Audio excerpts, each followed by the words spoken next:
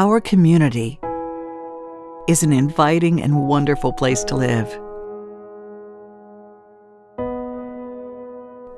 At least for most of us. Is it a car? Or is it a home?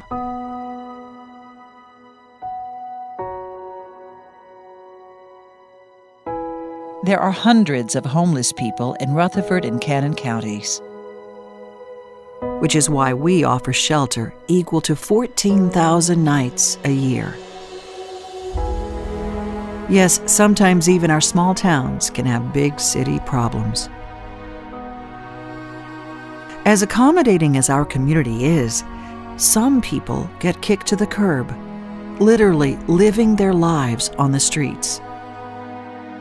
Which is why we served 56,676 meals in 2018, and with our Christian heritage, filling them with more than just food. Other people lose their homes or their marriage, and their dignity isn't far behind. So we also offer counseling as well as life skills classes, because picking up the pieces sometimes includes reassembling a person's self-image. I do not know where Murfreesboro would be if we didn't have a Salvation Army here. We feed every night, 7 days a week, from 50 to 100 people off the street, a good, hot, nutritious meal. We provide beds and places to stay for about 50 people a night. So if they did not have the Salvation Army, these people would be on the streets because there's really no other place for them. There's not another shelter for men here in Rutherford County. It's not what the public thinks. They're not hobos and bums.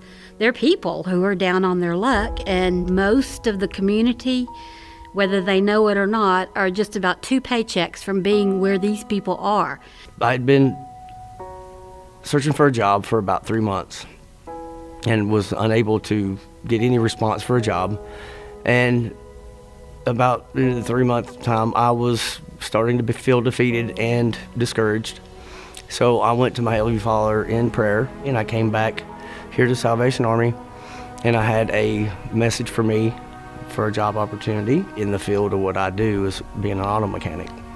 And I was hired at that job, and it just showed me how he's listening, and he cares, and he heard me, and he moved upon it, and it impacted me deeply. I actually have found a career since I've been staying here, a job that I wanted to hopefully retire from someday, something that I had been looking for a long time. Sometimes all somebody needs is somebody believing in them, because they forget to believe in themselves. I had a pretty good job, fell, broke my knee.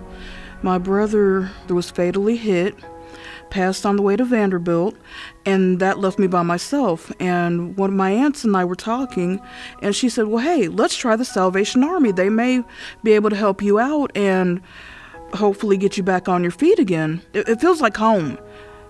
Staying here felt like home to me. There are people that care, and the Salvation Army has taught me that. This is a place where people come here and they're provided a lot of hope, a hope that they need. Life has really hit them in a hard way, and they're down and out, and they need somebody to love on them, and a really healthy blend of love, hope, and accountability. The money you give to the Salvation Army will be a hand up for somebody to get to a higher stage of life and to be a productive citizen. I had a flat tire on my car, and my husband had always taken care of that type of thing, and it just unnerved me. And one of the residents here, he knew I was upset, and I just told him, what had happened. And he said, Miss Beverly, your husband put you here so we could take care of you. And he went out and changed my tire for me in the rain and the cold. You see, there's an entire army of folks who are right here, lending a hand in the good fight for people who've lost hope. It's the Salvation Army, helping over 20,000 people last year alone. Why? Because we're an evangelical part of the church, all motivated by the love of God toward His creation. It's a sound way for you to reach out to those in need. So please reach out with some much-needed kindness, because the life you change will also change yours. Just listen. It's the sound of hope, and it's everywhere.